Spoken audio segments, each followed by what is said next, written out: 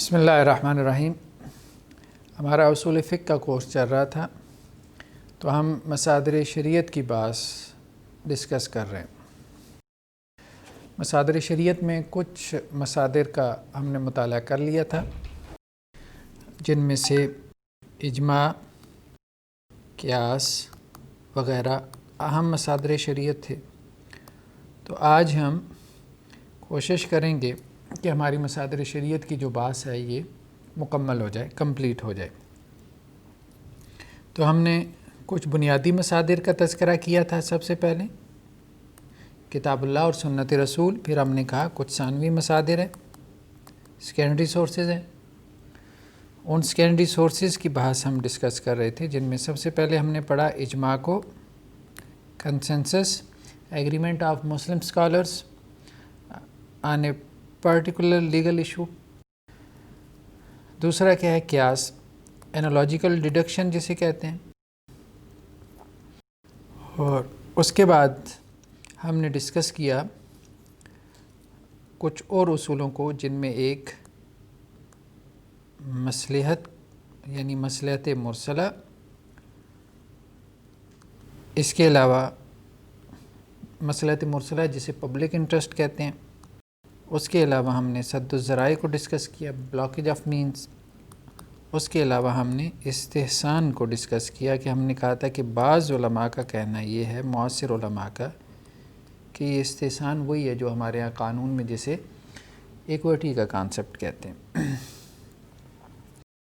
آج ہم نے ڈسکس کرنا ہے شرائع من قبلنا اور اس کے علاوہ کچھ اور مصادر۔ شرائع من قبلنا کا تعلق جو ہے وہ ان مصادر شریعت سے ہے جو نقل سے متعلق ہیں، روایت سے متعلق ہیں۔ یعنی کچھ مصادر کا تعلق جو ہے ان کا عقل سے ہے، یعنی ان میں عقلی اعتبار سے غور کیا جاتا ہے، اور کچھ مصادر شریعت کا تعلق جو ہے وہ نقل سے ہے، یعنی ان میں نقلی اعتبار سے غور کیا جاتا ہے۔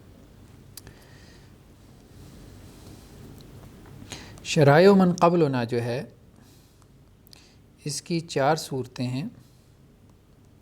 شرائع من قبلنا سے مراد پچھلی شریعتیں، سابقہ شریعتیں، جیسا کہ ہمارے پاس حضرت موسیٰ علیہ السلام کی شریعت موجود ہے، شریعت موسوی جسے کہا جاتا ہے تورات کی صورت میں۔ قرآن مجید بھی اس بات کی تصدیق کرتا ہے کہ حضرت موسیٰ پہ اللہ تعالیٰ نے تورات نازل کی تھی۔ تو آج بھی بائبل ہمیں ملتی ہے۔ بائبل بیسیکلی 3 کتابوں کا مجموعہ ہے، تورات پلس زبور پلس انجیل۔ تو اصل جو شریعت ہے یا شرعی احکام ہیں وہ تورات کے اندر ہیں، اور تورات کی ضخامت کافی بڑی ہے، یعنی اپنے سائز میں تورات کافی بڑی کتاب ہے۔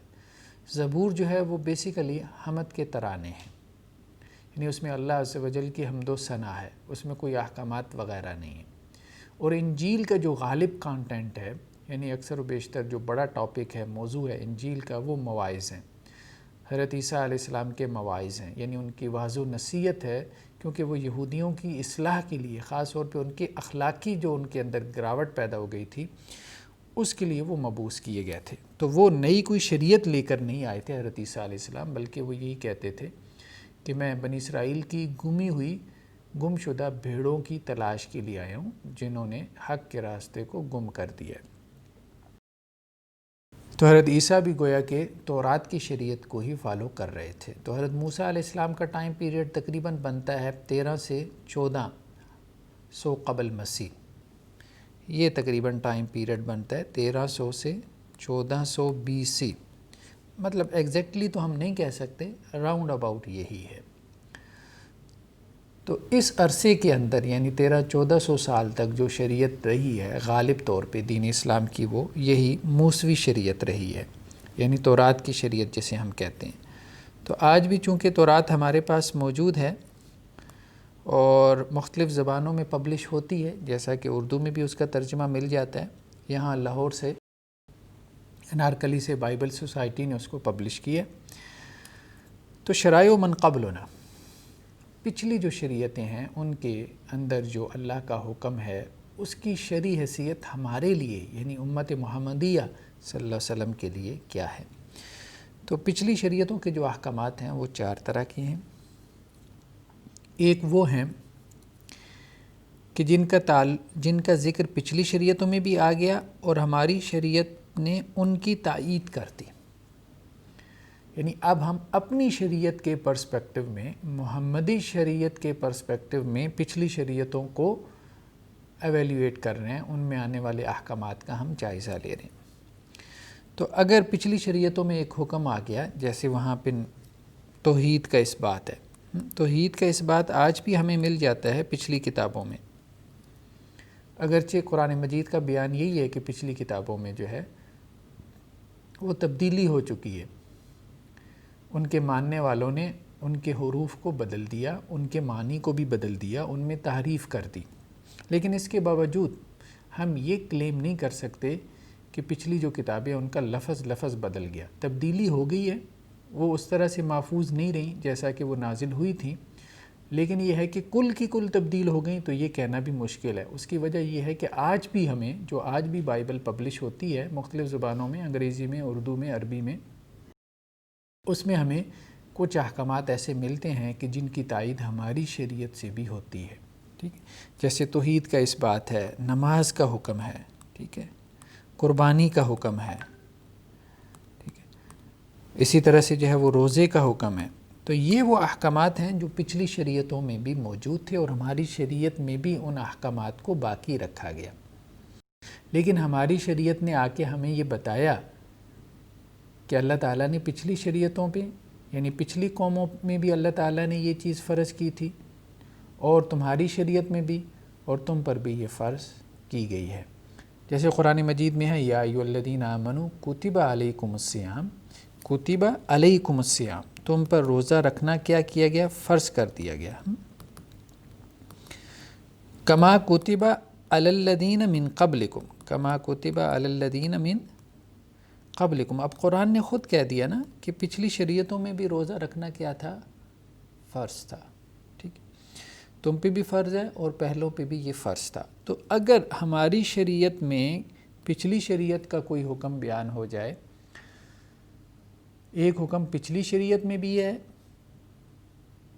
جو پچھلی اقوام تھیں ان پہ فرض تھا، لیکن ہماری شریعت نے آ کے اس حکم کی تائید کر دی اور کہا کہ تم پہ بھی فرض ہے، تو یہ تو ہم لیں گے، ظاہری بات ہے، اس میں کوئی اختلاف نہیں ہے کہ یہ اب ہماری شریعت کا بھی ایک حکم ہے، پچھلی شریعتوں کا بھی ایک حکم ہے، ہماری شریعت کا بھی ایک حکم ہے، تو ہم اس کو اپنی شریعت کا حکم ہونے کی حیثیت میں لیں گے۔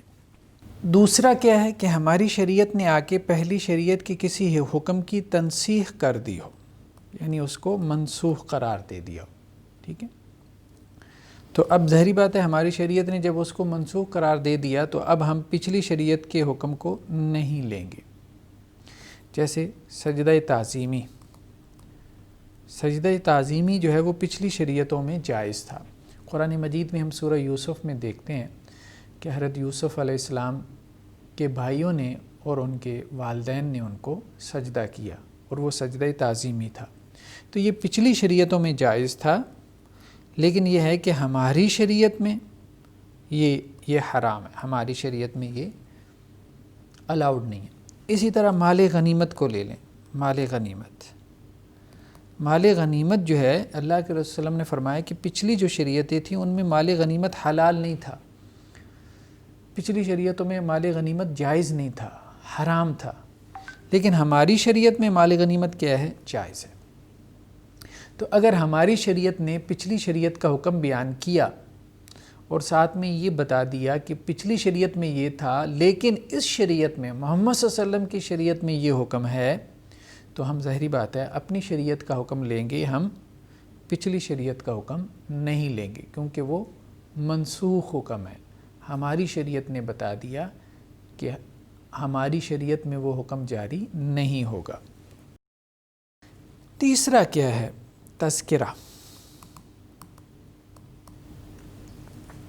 کہ ہماری شریعت میں ذکر ہو گیا۔ اب دیکھیں نا، سب ہماری شریعت کے اعتبار سے یہ ساری قسمیں چل رہی ہیں۔ ہماری شریعت نے پچھلی شریعت کے کسی حکم کی تائید کر دی، ہماری شریعت نے پچھلی شریعت کی کسی حکم کو منسوخ کر دیا، ہماری شریعت میں پچھلی شریعت کا کوئی حکم بطور قصے کے بیان ہو گیا، ذکر کے طور پہ آ گیا، اب مثال کے طور پہ اللہ تعالیٰ نے بنی اسرائیل کے بارے میں فرمایا وَكَتَبْنَا عَلَيْهِمْ فِيهَا، ہم نے تورات میں بنی اسرائیل کے لیے یہ بات لکھ دی تھی، کیا؟ ان النفس بالنفس، کہ نفس کے بدلے نفس، جان کے بدلے جان، ان النفس بالنفس والعین بالعین، آنکھ کے بدلے آنکھ، والانف بالانف، ناک کے بدلے ناک، والاذن بالاذن، اور کان کے بدلے کان، اور اسی طرح آگے قرآن نے کہا والجروح قصاص، زخموں کا بھی قصاص ہوگا۔ تو یہ بات اللہ تعالیٰ کہہ رہے ہیں ہم نے بنی اسرائیل کے لیے تورات میں لکھی تھی۔ اب آنکھ کے بدلے آنکھ، کان کے بدلے کان، ناک کے بدلے ناک، زخم کے بدلے زخم، جان کے بدلے جان، اللہ تعالیٰ نے تو بطور تذکرہ کیا ہے نا کہ بنی اسرائیل کے لیے یہ چیز فرض تھی، تو کیا ہماری شریعت میں بھی یہ فرض ہے؟ تو ہماری شریعت میں بھی یہ فرض ہے، یہ حکم اسی طرح سے ہے، لیکن اس میں اختلاف ہو گیا کہ ہماری شریعت میں یہ حکم کیسے ثابت ہوتا ہے، یعنی یہ قصاص کا حکم کیسے ثابت ہوا۔ تو حنفیہ اور ان کے ساتھ جو ہے وہ مالکیہ، شافعیہ اور حنابلہ کی ایک جماعت، ان کی ایک جماعت، یہ سب نہیں، ان کی ایک جماعت، تو وہ یہ کہتے ہیں کہ پچھلی شریعتوں میں یہ حکم جس طرح سے ثابت تھا، اسی لیے یہ حکم ہمارے لیے بھی ثابت ہوتا ہے، اگرچہ ہماری شریعت نے اس طرح سے بیان نہیں کیا کہ پہلوں پہ وہ فرض تھا تو تم پہ بھی فرض ہے، یہاں پہ بطور تذکرہ آ گیا، بطور واقعے کے بیان ہوا۔ اب اس کا ذکر اگر بطور واقعے کے آ گیا تو اب وہ ہمارے حق میں فرض ہے کہ نہیں ہے؟ تو حنفیہ، مالکیہ، شافعیہ اور حنابلہ کی ایک جماعت کہتی ہے کہ وہ ہمارے حق میں فرض ہے، لیکن مالکیہ، شافعیہ اور حنابلہ کی ایک دوسری جماعت وہ یہ کہتی ہے کہ یہ ہمارے حق میں فرض نہیں ہے۔ اس وجہ سے فرض نہیں ہے کہ اللہ تعالیٰ نے پچھلی شریعتوں کے حکم کے طور پہ اس کو بیان کیا۔ ہماری شریعت میں یہ اس وقت فرض ہوگا جب ہماری شریعت سے کوئی دلیل آ جائے گی، ہماری شریعت سے جب کوئی دلیل آ جائے گی کہ یہ ہمارے حق میں فرض ہے۔ ہماری شریعت میں اگر اس کو پچھلی شریعت کے حوالے سے بطور ایک واقعے کے بیان کر دیا گیا تو صرف اس بیان سے وہ ہمارے لیے فرض نہیں ہو جاتا کہ پچھلی شریعتوں کے لیے یہ چیز فرض تھی، صرف اس بیان سے وہ چیز فرض نہیں ہو جاتی، کیونکہ اگر ہم یہ مان لیں تو پھر تو ہماری شریعت میں بہت ساری چیزیں بیان ہوئی ہیں۔ جیسے اصحاب کہف کے واقعے میں آپ دیکھیں، جب اللہ تعالیٰ نے ان کو بیدار کیا 300 سال اور کچھ عرصے کے بعد، وہ پورا واقعہ جن لوگوں نے سورہ کہف پڑھی ہے ان کے سامنے ہے، پھر وہ دوبارہ وہاں جا کے جو ہے وہ سو گئے اسی غار میں جہاں انہوں نے اتنا عرصہ گزارا تھا۔ لوگوں پہ جب ان کا معاملہ کھلا تو لوگوں نے ان کو جو ہے وہ اللہ کے اولیاء میں شمار کیا، تو اب لوگوں میں اختلاف ہو گیا۔ قرآن مجید نے یہ کہا ہے، لوگوں میں اختلاف ہو گیا۔ بعض لوگ کہنے لگے کہ ہم یہاں مسجد بنائیں گے، اور بعض لوگ کہنے لگے کہ جی ہم یہاں پہ ایک عمارت بنائیں گے، لَنَتَّخِذَنَّ عَلَيْهِمْ مَسْجِدًا، کہ ہم اس کے اوپر ایک مسجد بنائیں گے۔ تو اب اگر کوئی یہ کہے کہ پچھلی شریعتوں کا جو ذکر ہوا ہے قرآن میں وہ ہمارے حق میں بھی حجت ہے، صرف اس کا ذکر، تو پھر قبر کے اوپر مسجد بنانا جائز ہو جائے گا۔ پھر یہاں تک نہیں، حضرت خضر علیہ السلام کے بارے میں آیا ہے کہ انہوں نے بچے کو قتل کر دیا، تو اب ایک عام آدمی کیا بچے کو قتل کر سکتا ہے؟ پھر لوگ عجیب و غریب قسم کے استدلال کرتے ہیں۔ چہرے کے پردے کے اوپر یعنی فیس کورنگ کے اوپر میں نے کچھ آرٹیکلز لکھے کہ خواتین کے لیے جو ہے وہ فیس کورنگ لازم ہے، بلکہ اس کے اوپر میری ایک مستقل کتاب ہے، چہرے کا پردہ واجب، مستحب یا بدعت۔ تو تو اس کو آپ گوگل کریں تو آپ کے سامنے آ جائے گی کہ چہرے کا پردہ واجب ہے یا مستحب ہے یا بدعت ہے، کیا ہے، یعنی اوبلیگیٹری ہے، ریکمینڈڈ ہے، یا پھر یہ کوئی انوویشن ہے۔ یہ تینوں قسم کے نقطہ نظر ہمیں ملتے ہیں، خاص طور پہ متجددین میں یہ تیسرا نقطہ نظر ملتا ہے کہ وہ اس کو بدعت کہتے ہیں۔ اب وہ استدلال کہاں سے کرتے ہیں؟ وہ کہتے ہیں جی جیسے دیکھیں قرآن میں سورہ مریم میں ہے فَتَمَثَّلَ لَهَا بَشَرًا سَوِيًّا، کہ حضرت جبریل جو ہے وہ حضرت مریم کے پاس آ گئے ایک انسانی صورت میں، تو حضرت مریم نے تو ان سے پردہ نہیں کیا۔ تو اس طرح سے لوگ عجیب و غریب قسم کے پھر استدلال کرتے ہیں۔ تو پچھلی شریعتوں کے قصص جو ہیں، واقعات بڑی تعداد میں ہمیں ملتے ہیں قرآن مجید کے اندر۔ اگر آپ ان قصوں سے جو ہے یہ ثابت کرنا شروع کر دیں، اللہ تعالیٰ نے تو ان کو بطور قصہ کے بیان کیا ہے، پچھلی قوموں کے حالات اور واقعات کو، ان سے ہم اپنے لیے شریعت اخذ کرنا شروع کر دیں ان قصوں سے، جبکہ اللہ کا مقصود جو ہے وہ قصہ بیان کرنا تھا، ہمارے لیے کوئی شریعت بیان کرنا نہیں تھا اس واقعے سے۔ لیکن اگر ہم ان سے شریعت اخذ کرنا شروع کر دیں گے تو عجیب و غریب قسم کے احکامات شریعت محمدیہ میں ثابت ہونا شروع ہو جائیں گے کہ جن کی نفی ہوگی خود شریعت کی دوسری نصوص سے، رسول اللہ صلی اللہ علیہ وسلم کی سنن اور احادیث سے۔ تو اس لیے موقف جو ہے وہ یہی درست ہے، یہی موقف درست ہے کہ یہ احکامات جو قرآن مجید میں آ گئے بطور ایک قصہ کے، بطور ایک ذکر کے، تو وہ ہمارے حق میں حجت نہیں ہے۔ ہمارے حق میں تب وہ حجت بنتے ہیں جب ہماری کسی دلیل سے وہ ثابت ہو جائیں، کتاب و سنت کی کسی نص سے، یا کتاب و سنت کی کسی نص کے معنی اور مفہوم سے وہ ثابت ہو جائیں کہ وہ ہمارے حق میں حجت بن رہے ہیں، پھر وہ ثابت ہوتے ہیں۔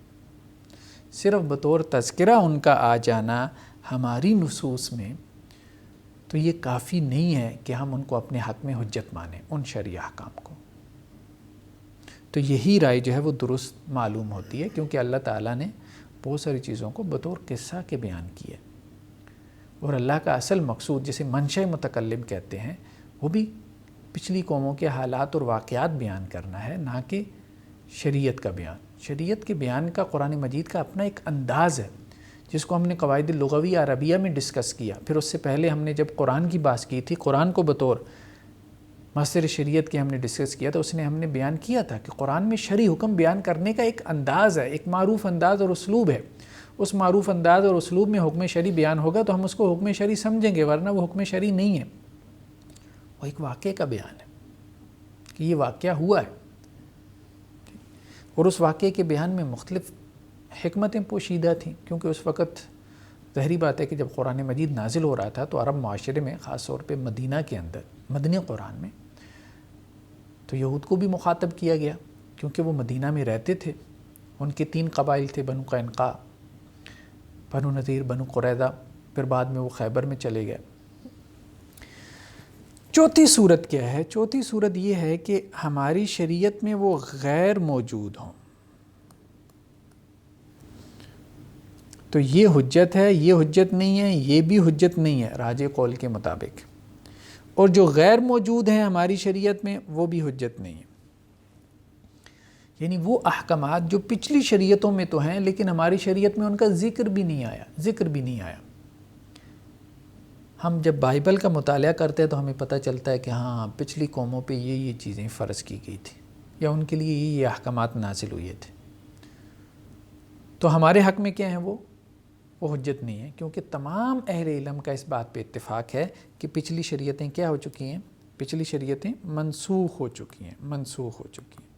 اصلاً یہ منسوخ ہے، رسول اللہ صلی اللہ علیہ وسلم کی شریعت نے پچھلی تمام شریعتوں کو منسوخ کر دیا، ان کے تمام احکامات کو منسوخ کر دیا۔ اب قیامت تک کے لیے ایک ہی شریعت ہے، اور وہ ہے شریعت محمدی صلی اللہ علیہ وسلم، اور جامع اور کامل ہے، کمپریہنسو ہے،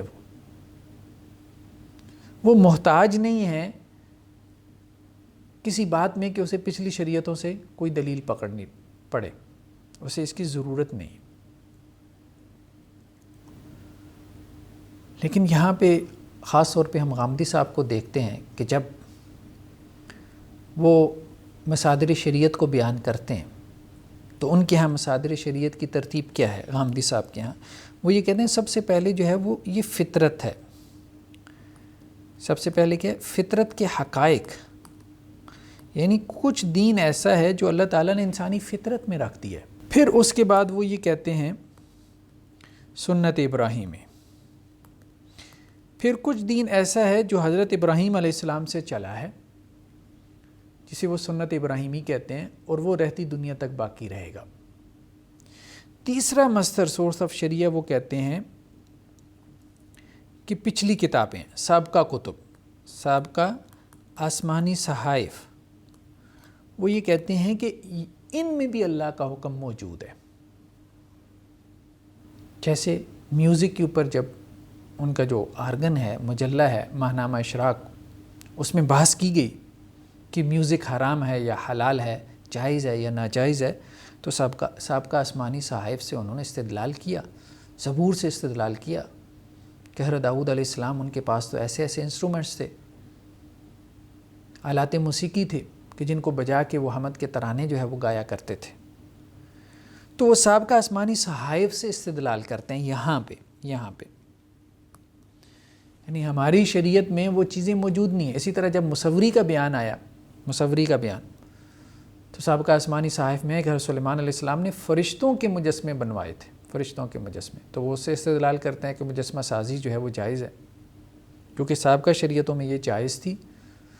تو غامدی صاحب یہاں پہ، یعنی اہل سنت جو ہے، یہاں پہ اہل سنت کا بیان کیا ہے؟ سب کا اتفاقی بیانیہ کیا ہے اہل سنت کا؟ کہ یہ حجت نہیں ہے. لیکن غامدی صاحب اس کو کیا کرتے ہیں؟ اس کو لیتے ہیں، یا غامدی اسکول آف تھاٹ میں اس کو استدلال کی بنیاد بنایا جاتا ہے. صحیح بات ہے، ان کی اپروچ ایک ماڈرن اپروچ ہے، ماڈرنسٹ والی اپروچ ہے، تو اس لیے وہ اس کو لیتے ہیں. چوتھے نمبر پہ وہ آ کے کہتے ہیں جی قرآن مجید. تو وہ کہتے ہیں قرآن مجید سے اللہ کے دین کا آغاز نہیں ہوا، قرآن مجید تو اللہ کے دین کی آخری کتاب ہے. یہ ان کا بہت معروف جملہ ہے جو ان کے بیانات میں آپ کو ملے گا. وہ کہتے ہیں یہ تو چوتھے نمبر پہ آ رہا ہے، دین تو یہاں سے بیان ہونا شروع ہوا ہے. یعنی کچھ دین اللہ نے انسان کی فطرت میں رکھ دیا، سب انسانوں کی فطرت میں موجود ہے. کچھ دین یا سنت ابراہیمی میں آ گیا، چونکہ حضرت ابراہیم علیہ السلام ایک ایسی شخصیت ہیں کہ جس پہ تینوں بڑے سیمیٹک ریلیجنز وہ متفق ہیں، یہودی بھی، عیسائی بھی، مسلمان بھی. تو وہ کہتے ہیں یہاں پہ آ گیا کچھ دین، یعنی وہ گلوبل دین بن گیا، کیونکہ اس کو تینوں ماننے والے ہیں. حضرت ابراہیم پہ تو سب کا اتفاق ہے. پھر اس کے بعد سابقہ آسمانی صحائف میں کچھ دین بیان ہو گیا. اب سابقہ آسمانی صحائف کا دین تو وہ تو یہود و نصارہ تو مانتی ہیں، مسلمان بھی مان لیں گے تو وہ بھی متفق علیہ دین بن جائے گا. پھر اس کے بعد چوتھے نمبر پہ قرآن مجید آتا ہے. چوتھے نمبر پہ تو قرآن دین کی آخری کتاب ہے، یعنی قرآن نے دین کو شروع نہیں کیا. ہمارا بیانیہ کیا ہے کہ قرآن دین کی پہلی اور آخری کتاب ہے. کس معنی میں؟ اس معنی میں کہ پچھلی شریعتوں کو منسوخ کر دیا گیا. اب جو دین باقی ہے، اب جس دین پہ عمل مطلوب ہے، اب اللہ تعالیٰ جس دین کو راہ نجات کے لیے بنیاد اور معیار بنا رہے ہیں، اس دین کی پہلی اور آخری کتاب قرآن مجید ہے. ویسے تو دین ظاہری بات ہے، اللہ کا دین تو حضرت آدم سے شروع ہوا نا، اس میں تو کوئی شک نہیں. اور اللہ کی کتابیں تو ہر دور میں آتی رہی ہیں، ہم اس کا انکار نہیں کر رہے. وہ تو تورات بھی آئی، انجیل بھی آئی، سب اس کا اقرار کر رہے ہیں. ہم یہ کہہ رہے ہیں کہ جس دین کی بنیاد پہ آخرت میں نجات ہونے والی ہے، جس دین کی بنیاد پہ جنت اور جہنم کے فیصلے ہونے والے ہیں اب اس ٹائم پیریڈ میں، تو وہ دین کون سا ہے؟ وہ دین اسلام ہے، کہ جس میں قرآن پہلی کتاب بھی ہے اور آخری کتاب بھی ہے. اس دین اسلام میں سابقہ کتب کی اہمیت وہ نہیں ہے کہ جی آپ سارا معاملہ یہاں سے شروع کریں اور قرآن کو چوتھے نمبر پہ لے آئیں. نہیں، وہ دین شروع ہی قرآن سے ہوتا ہے. یہ رسول اللہ صلی اللہ علیہ وسلم کا دین ہے، یہ دین ابراہیمی نہیں ہے، یہ دین موسوی نہیں ہے، یہ دین عیسوی نہیں ہے. وہ سب ادیان تھے، اللہ کی طرف سے نازل کردہ ادیان تھے، مذاہب تھے، کتابیں تھیں، لیکن اپنے اپنے وقت کے لیے تھیں. بعد میں ان ادیان کو منسوخ کر دیا گیا. اب واحد رسول اللہ صلی اللہ علیہ وسلم کا دروازہ ہے کہ جس دروازے سے آپ جنت میں داخل ہو سکتے ہیں. رسول اللہ صلی اللہ علیہ وسلم کے مبعوث ہو جانے کے بعد، بعثت کے بعد، آپ صلی اللہ علیہ وسلم کو نبوت ملنے کے بعد اور قرآن کے نازل ہو جانے کے بعد، اب جنت میں داخل ہونے کا دروازہ صرف اور صرف یہی ہے. اور وہ کیا ہے؟ وہ دین اسلام ہے. بس باقی سارے دروازے بند ہو گئے. اس سے پہلے باقی دروازے بھی کھلے تھے. تو یہ بات جو ہے وہ اچھے طریقے سے سمجھنے کی ضرورت ہے. تو یہ ہے ہماری بحث شرائع من قبلنا کی بحث. اس کے بعد ثانوی مصادر میں ایک بحث ہے عرف کی. عرف، کسٹم، رواج. ہمارے ہاں جو انگلش لا ہے اس میں بھی آپ دیکھتے ہیں کہ کسٹم، خاص طور پہ برٹش لا، یو کے لا کے اندر کسٹم جو ہے وہ آپ کو ایک بہت بڑا سورس آف لا نظر آتا ہے. برطانیہ میں عام طور پہ جو قوانین ہیں وہ لکھی ہوئی نہیں ہیں، وہ ریٹن نہیں ہیں. زیادہ تر ان کے یہاں جو قوانین ہیں یا قوانین کی ایک بڑی تعداد ان کے یہاں کیا ہے، اس کو وہ کسٹم لا کہتے ہیں. وہ رواج میں ہے، لوگوں کی پریکٹس میں. تو ماڈرن جو لا ہے اس کے اندر بھی کسٹم کی بڑی اہمیت ہے. اور ہمارا جو جسے ہم اسلامک لا کہتے ہیں یا ہمارے ہاں جو فقہ اسلامی جسے ہم اصطلاح میں کہہ دیتے ہیں، اس کے اندر بھی عرف کی بڑی اہمیت ہے. عرف جو ہے وہ کوئی دلیل ہے کہ نہیں ہے. تو قرآن مجید میں ہم دیکھتے ہیں بہت سارے مقامات پہ اور احادیث میں بھی عرف کو دلیل بنایا گیا. جیسے جب قسم کی کفارے کی بات ہوئی تو کہا گیا من اوسط ما تطعمون اہلیکم، کہ 10 مساکین کو کھانا کھلاؤ. اگر کسی نے قسم توڑ دی ہے تو وہ قسم کے کفارے کے طور پہ 10 مساکین کو کھانا کھلائے. کیسا کھانا کھلائے؟ 10 روپے کا کھانا کھلائے، 50 کا کھلائے، 500 کا کھلائے. کھانا تو ظاہری بات ہے 1000 میں بھی کھلایا جا سکتا ہے، 2000 کا بھی کھلایا جا سکتا ہے. تو کہا گیا من اوسط ما، جو تم اپنے اہل خانہ کو کھلاتے ہو نا، وہ متوسط درجے کا کھانا، وہ والا. اب ایک غریب آدمی اپنے اہل خانہ کو کیا کھلاتا ہے؟ دال روٹی کھلاتا ہے. اور ایک امیر آدمی اپنے اہل خانہ کو کیا کھلاتا ہے؟ گوشت کھلاتا ہے. تو ہر آدمی اپنے عرف کے حساب سے قسم کا کفارہ ادا کرے گا. یعنی وہ کیا کرے گا؟ جو اپنے گھر والوں کو کھانا کھلاتا ہے اس کھانے کا اعتبار کرتے ہوئے ویسا کھانا غرباء اور مساکین کو کھلائے گا. یہ نہیں کہ خود تو اچھا کھاتا ہو اور غرباء اور مساکین کو جب کھلانے کے لیے یعنی کفارے کے طور پہ جب جو ہے وہ کھانا نکالے تو وہ اپنے ملازم کی حیثیت سے نکالے، یہ نہیں. تو یہاں عرف کا اعتبار کیا گیا، قسم کا کفارہ ادا کرنے والے کے عرف کا اعتبار کیا گیا. اسی طرح سے قرآن مجید میں ایک اور جگہ پہ ہے وَلَهُنَّ مِثْلُ الَّذِي عَلَيْهِنَّ بِالْمَعْرُوفِ، کہ ان عورتوں کے لیے حقوق ہیں، ان عورتوں کے لیے وَلَهُنَّ، ان عورتوں کے لیے حقوق ہیں، اس کی مانند جیسا کہ ان کے اوپر ذمہ داریاں ہیں. لہن ان کی حقوق ہیں، رائٹس ہیں. علیہن ان کی ذمہ داریاں ہیں. اللہ اوپر کے معنی میں آتے ہیں، رسپانسبلٹیز. ان عورتوں کے لیے حقوق بھی ہیں جیسا کہ ان کی ذمہ داریاں ہیں. بالمعروف، عرف کے مطابق، رواج کے مطابق. کچھ حقوق تو ہسبینڈ اینڈ وائف کے یا میاں بیوی کے شریعت نے متعین کر دیے، بیان کر دیے، کو لسٹ ڈاؤن کر دیا. لیکن تمام حقوق لسٹ ڈاؤن نہیں ہو سکتے. بہت ساروں کو کیا کیا؟ عرف کے ساتھ مربوط کر دیا، رواج کے ساتھ. اب رواج کو دیکھو گے، مثال کے طور پہ کسی عورت کا جو ہے وہ حق مہر مقرر نہیں ہوا. اب حق مہر تو دینا ہے، طے نہیں ہوا، نکاح کرتے وقت حق مہر طے نہیں ہوا. تو اب اس عورت کا حق مہر کیا ہوگا؟ تو اس کو فقہا کیا کہتے ہیں؟ اس کا مہر مثل ہوگا. مہر مثل یعنی اس عورت کی خاندان میں دیکھا جائے گا کہ اس کی خاندان میں جب عورتوں کی شادی ہوتی ہے، لڑکیوں کی شادی ہوتی ہے، تو ان کا مہر کتنا مقرر کیا جاتا ہے. تو اس عورت کا بھی اتنا حق مہر ہوگا.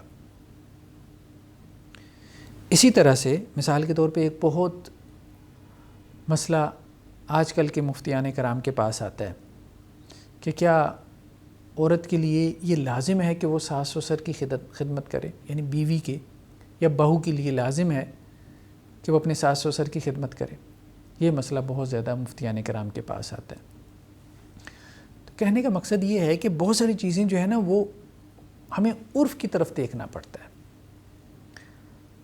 ہم یہ نہیں کہہ سکتے کہ یہ چیز شریعت میں نہیں ہے تو بس ثابت بھی نہیں ہوتی. نہیں، بہت ساری چیزیں اگر عرف میں ہیں تو خاص طور پہ احناف کے ہاں تو امام سرخسی یہ کہتے ہیں کہ جو چیز عرف میں ہو وہ ایسی ہے جیسے نص سے ثابت ہو، وہ تو عرف کو اتنی اہمیت دیتے ہیں احناف۔ لیکن بہرحال عرف کی اہمیت ہے، ایک چیز عرف میں اگر ثابت ہو رہی ہے تو وہ ثابت ہے، کیونکہ شریعت نے دیکھیں عرف کا اعتبار کیا، خاص طور پہ میاں بیوی کے حقوق میں اس کا اعتبار کیا۔ تو اگر ایک پورے معاشرے کا رواج یہ ہے کہ بہو جو ہے وہ اپنے ساس سسر کی جو ہے وہ خدمت کرے گی تو اس عرف کا اعتبار کیا جائے گا۔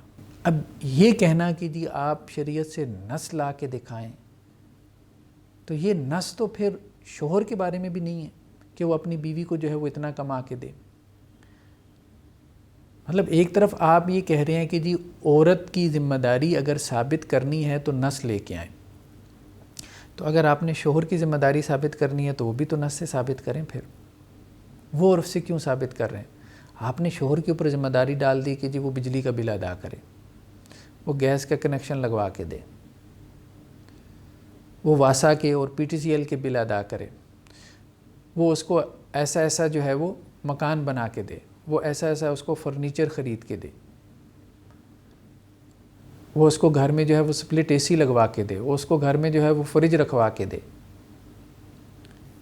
اب نان نفقے کے اندر کیا یہ ساری چیزیں شریعت نے بیان کی ہیں جو آج کل کے شوہر جو ہے وہ اپنی بیویوں کے حوالے سے ادا کرتے ہیں؟ تو ظاہری بات ہے یہ سب چیزیں آپ کو ان کی فہرستیں کوئی شریعت میں نہیں ملیں گی۔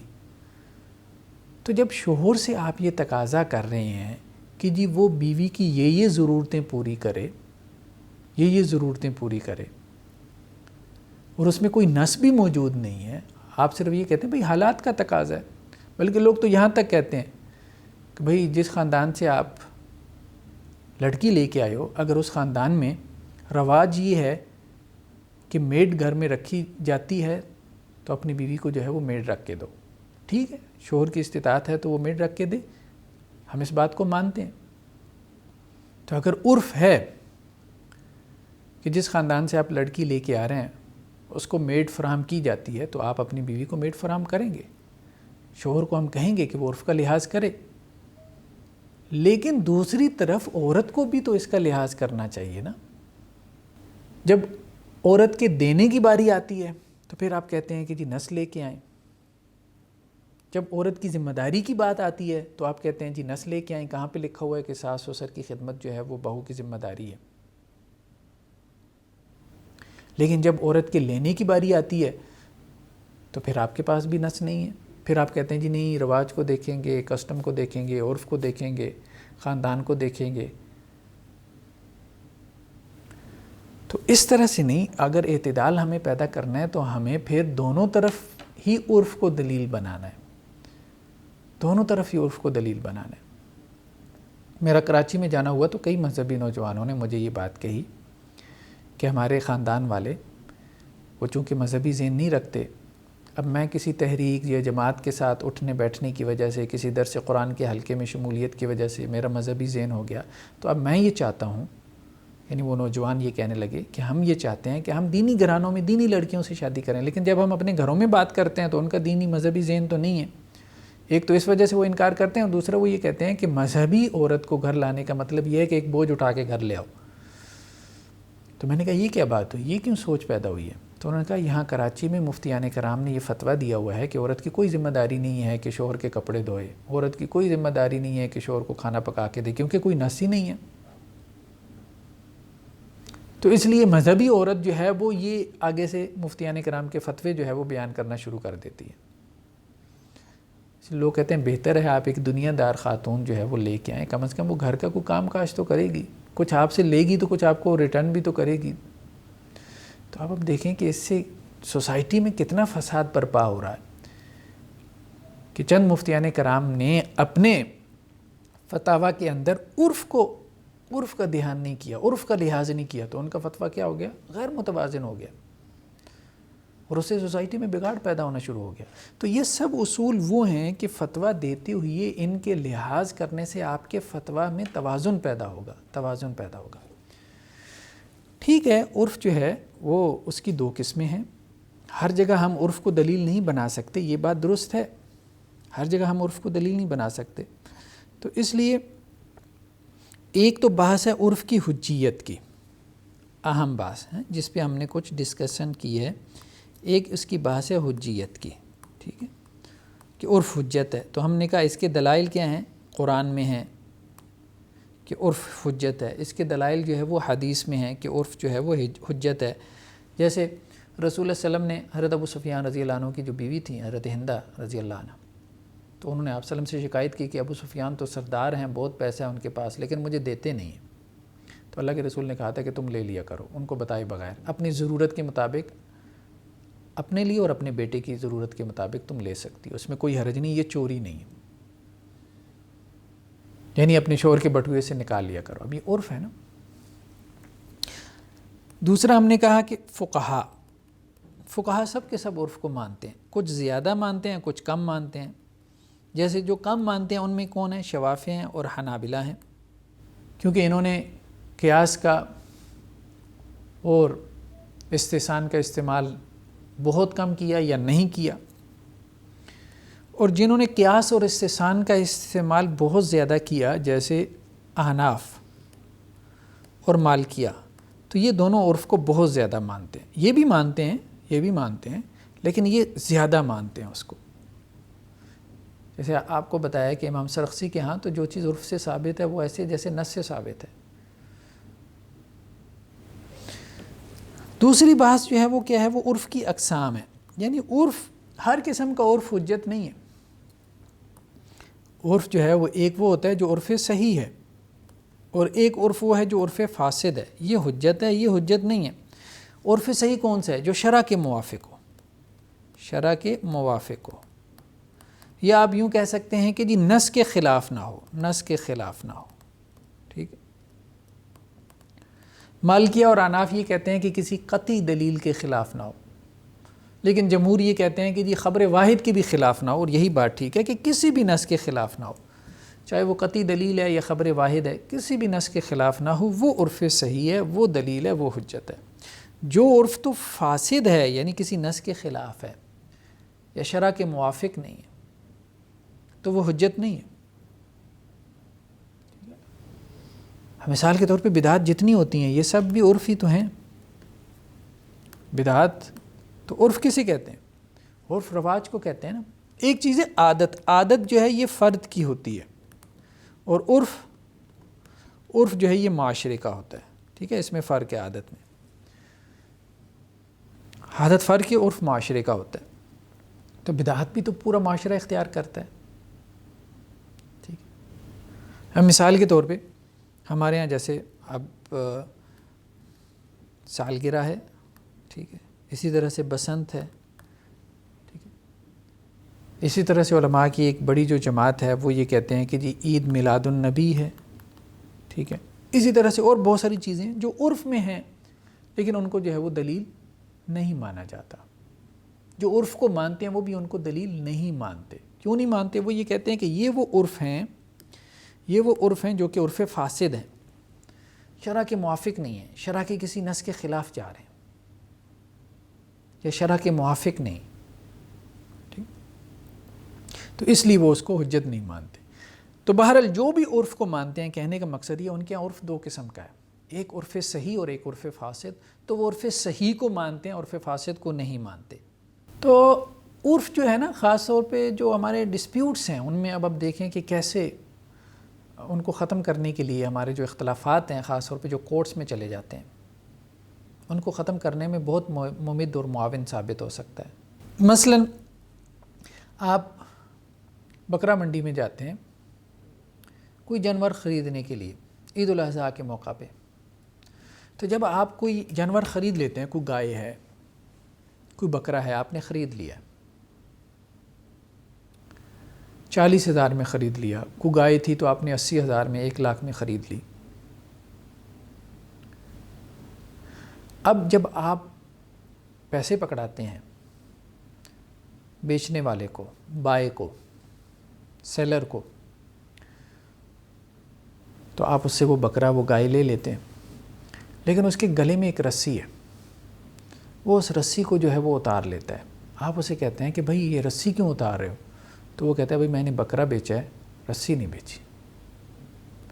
تو آپ کہتے ہیں بھائی میں نے تو بکرا خریدا ہے، رسی سمیت خریدا ہے۔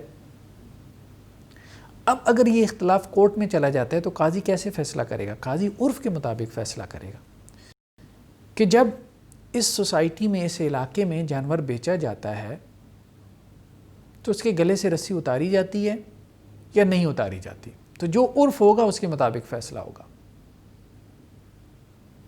اسی طرح سے آپ نے کوئی مکان خریدا 5 مرلے کا، 10 مرلے کا،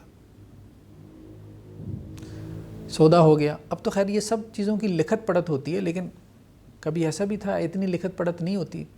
اب تو پراپرٹی ڈیلر والے درمیان میں انوالو ہو جاتے ہیں، بہت تفصیل سے لکھت پڑھت ہو جاتی ہے۔ تو لیکن اس کے باوجود ہو سکتا ہے کبھی کبھار کوئی چیز جو ہے وہ لکھنے میں رہ جائے، یا پہلے زمانوں میں تو یہ چیزیں عام طور پہ لکھی نہیں جاتی تھی۔ تو آپ نے مکان خریدا، اب جنہوں نے مکان بیچا تھا انہوں نے پنکھے اتار لیے، ٹیوب لائٹس اتار لیں، ٹھیک ہے۔ انہوں نے کیا کیا جی کہ واش روم کی ٹوٹیاں اتارنا شروع کر دیں، انہوں نے گھر کے دروازے اتارنا شروع کر دیا۔ آپ نے کہا بھائی یہ کیا کر رہے ہو؟ تو وہ کہنے لگا میں نے مکان بیچا ہے، گھر کے دروازے تو نہیں بیچے۔ اب مکان میں کیا شامل ہے کیا نہیں شامل، یہ کیسے طے ہوگا؟ اگر اس پہ اختلاف ہو جائے وہ عرف سے طے ہوگا کہ جب مکان بیچا جاتا ہے اس علاقے میں تو کیا چیز اس میں شمار ہوتی ہے اور کیا چیز نہیں شمار ہوتی۔ ٹھیک ہے، بہت ساری چیزیں شمار نہیں ہوتی۔ آپ کا فرنیچر ہے آپ اتار لیتے ہیں، آپ کا گیزر ہے، آپ کے اے سی لگی ہوئی ہیں، جب آپ مکان بیچتے ہیں تو وہ اس میں شمار نہیں ہوتے، آپ وہ اتار لیتے ہیں۔ لیکن کچھ چیزیں ایسی ہیں کہ جو مکان میں شمار ہوتی ہیں وہ آپ نہیں اتار سکتے۔ یہ تو نہیں ہے کہ آپ نے مکان بیچ دیا اور اب آپ کہیں کہ جی میں اس کی کھڑکیاں بھی اتار کے لے جاؤں، وہ میں نے نہیں بیچی ہیں، ایسا نہیں۔ تو عرف جو ہے نا وہ بہت سارے ہمارے ڈسپیوٹس میں جو ہے وہ کیا ہے، وہ دلیل بن جاتا ہے۔ تو یہ تھا ہمارا عرف کا چیپٹر۔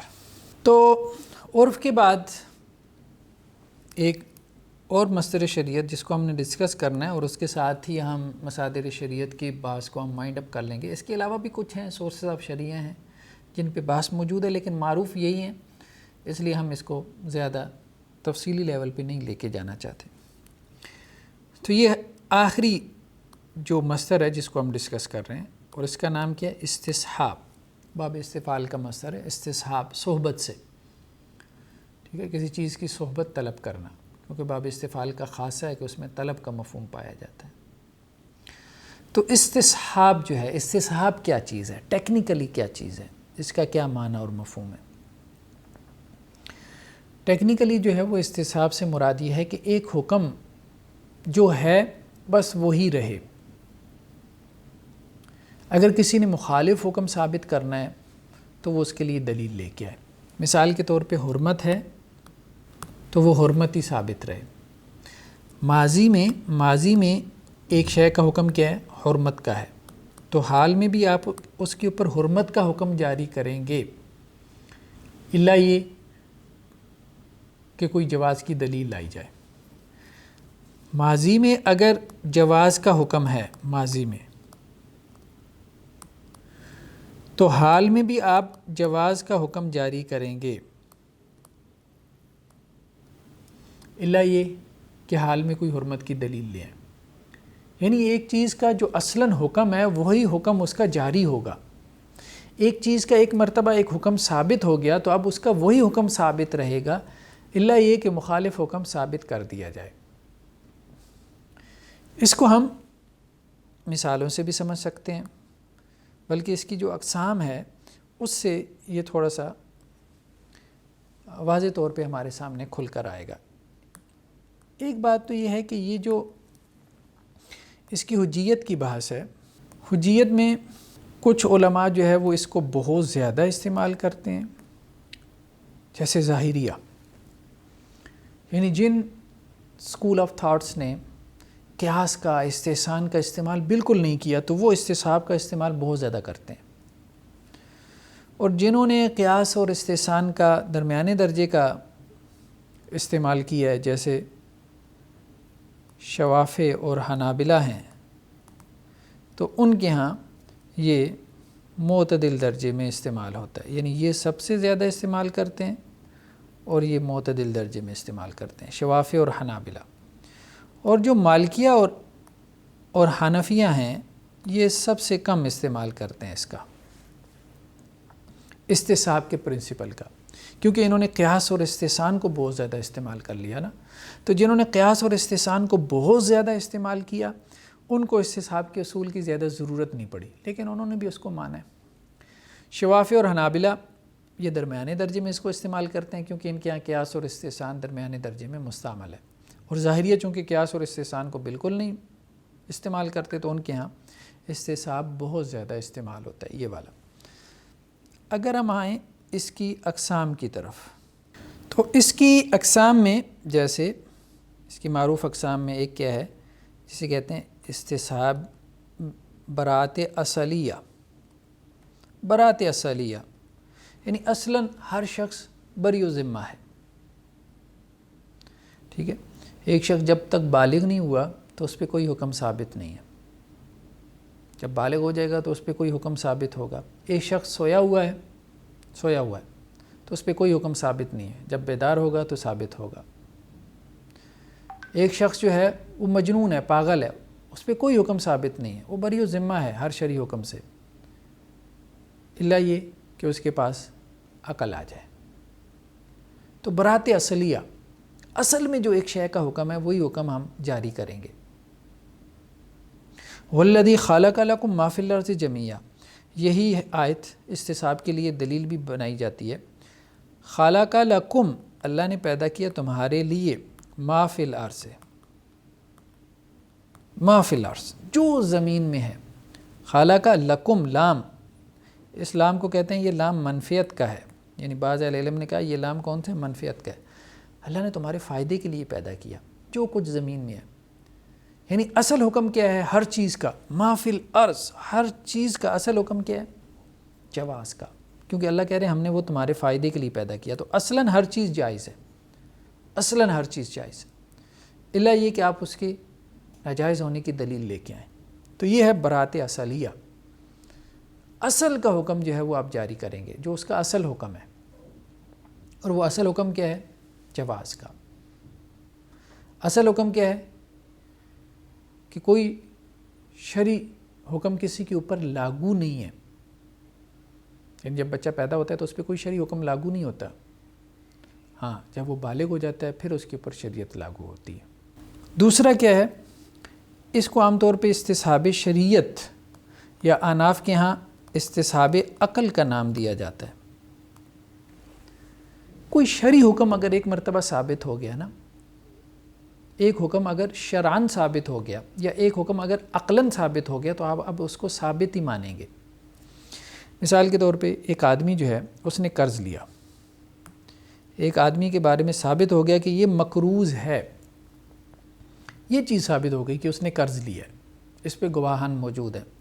اب وہ مقروض کہتا ہے میں نے قرض دے دیا، اس کے لیے اب اسے دلیل لانی پڑے گی۔ اصلاً وہ مقروض ثابت ہو گیا، دلیل شرعی سے یا دلیل عقلی سے وہ مقروض ثابت ہو گیا، تو اب اس کے مقروض ہونا ہی جاری کیا جائے گا، اس کے مقروض ہونے کا ہی حکم لگایا جائے گا، الا یہ کہ وہ یہ ثابت کر دے کہ وہ مقروض نہیں رہا، اس نے اپنا قرض پے کر دیا۔ یہ تو تھا نا برات اصلیہ میں کیا ہے کہ کوئی شخص مقروض نہیں ہے، کوئی شخص مقروض نہیں ہے۔ ایک شخص دعویٰ دیتا ہے کہ فلاں میرا مقروض ہے، تو برات اصلیہ کے اصول کے مطابق کیا ہوگا؟ جو یہ دعویٰ کر رہا ہے کہ یہ فلاں میرا مقروض ہے اسے دلیل لانی پڑے گی۔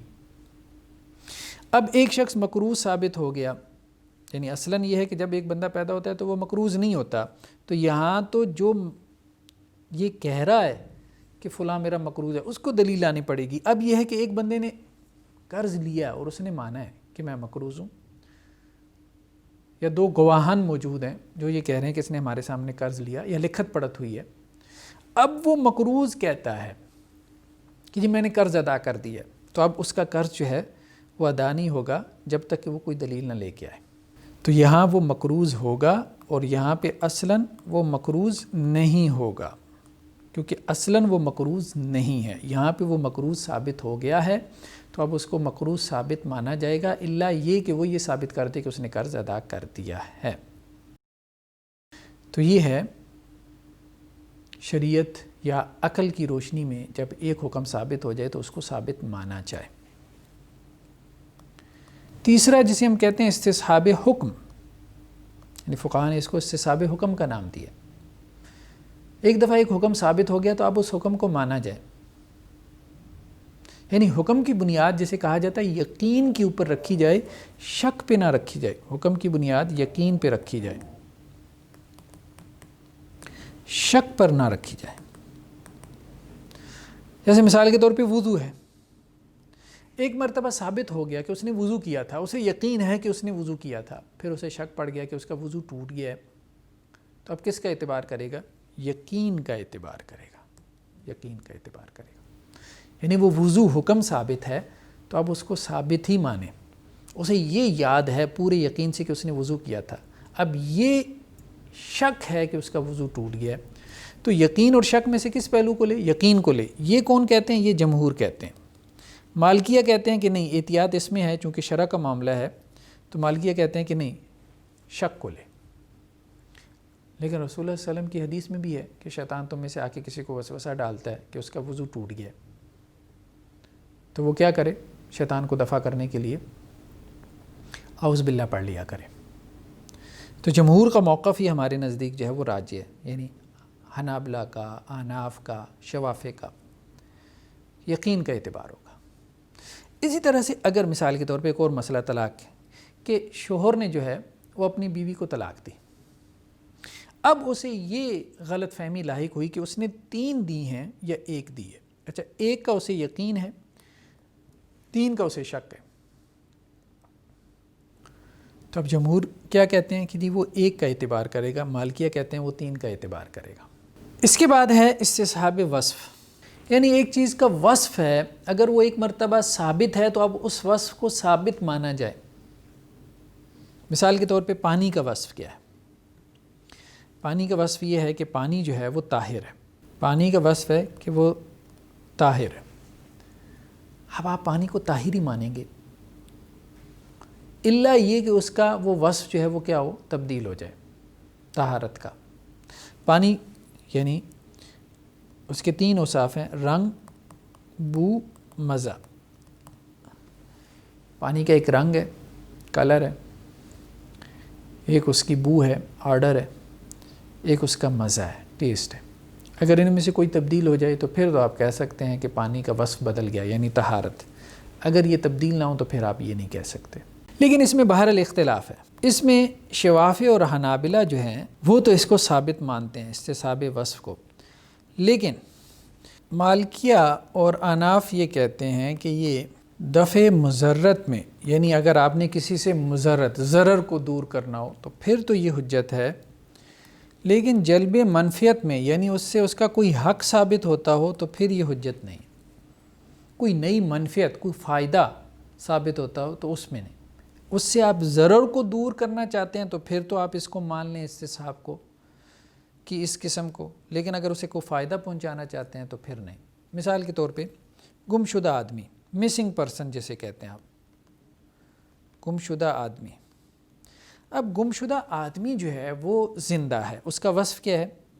گمشدہ آدمی کا وصف کیا ہے؟ زندہ ہے، یعنی ہم استصحاب وصف پڑھ رہے ہیں نا، اس کا ایک وصف ہے زندہ ہے، 4 سال سے گم ہے، 10 سال سے گم ہے، تو 10 سال بعد بھی کیا آپ اس کو زندہ ہی سمجھیں گے؟ تو جمہور تو یہی کہتے ہیں، یعنی شوافع اور حنابلہ، کہ آپ اس کو زندہ سمجھیں گے،